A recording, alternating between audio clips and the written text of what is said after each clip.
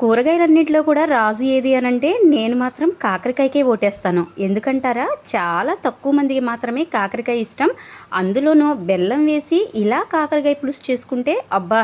బెల్లం పాకంలో ముంచినట్టుగా ఆ కాకరకాయ ముక్కలు స్పైసీగా పులుపు, కారం, వగరు టేస్ట్ తోటి నోట్లోకి హాయిగా వెళ్ళిపోతుందనమాట.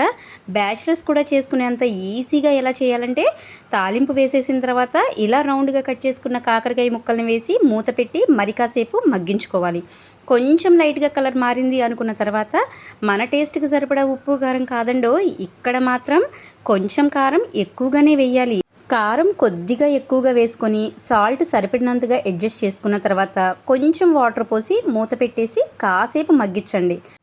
దీనివల్ల కారము సాల్ట్ కూడా కాకరకాయ ముక్కలు బాగా అబ్జర్వ్ చేసుకుంటాయి. తర్వాత నిమ్మకాయంత సైజులో చింతపండుని తీసుకొని దాని పులుసుని కాకరకాయ గ్రేవీ కర్రీలోకి యాడ్ చేసేసుకొని మూత పెట్టేసుకొని మరి కాసేపు మగ్గించుకోవడమే.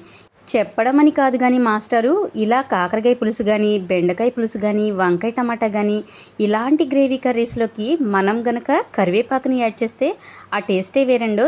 ఇలా మనం పోసుకున్న చింతపండు పులుసు సగం పులుసు అయ్యేంత వరకు మగ్గించుకున్న తర్వాత దంచి పెట్టుకున్నటువంటి బెల్లాన్ని యాడ్ చేసుకొని మరి కాసేపు మరిగించుకోవడమే.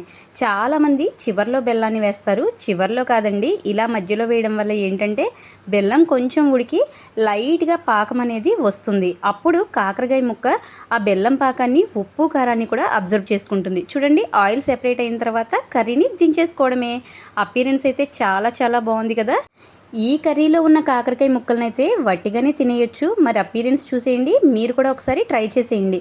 వేడివేడి అన్నంలో ఈ కాకరకాయ పులుసు తింటుంటే కూరగాయల్లో రాజు ఇదే కదా అనిపిస్తుంది. మరి ఈ వీడియో మీకు ఎలా అనిపించిందో కామెంట్ చేసేయండి. ఈ వీడియో నచ్చితే లైక్ చేసి సబ్స్క్రైబ్.